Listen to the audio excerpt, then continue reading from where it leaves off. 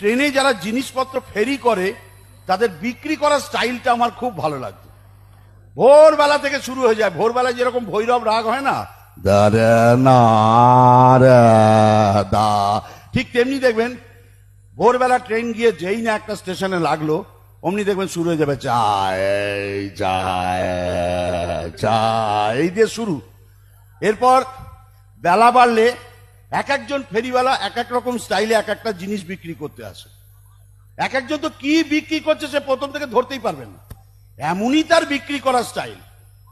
এই ছেলে বড় হলে বাঘের মুখে হাত দেবে, এ ডান হাত কেটে নিলে পরে খেতে পাবে না, বাম হাত কেটে নিলে পরে সকালের কাজ সারতে পারবে না দাদা, দুটো হাত কেটে নিলে পুরীর মন্দিরে ঠুটো জগন্নাথ হয়ে বসে যাবে, সেই মন্দিরে আমার ধূপ জ্বলবে, নাম পবিত্র ধূপ, দাম মাত্র 5 টাকা, বড় ফাইল 10 টাকা, লাগলেই বলবেন।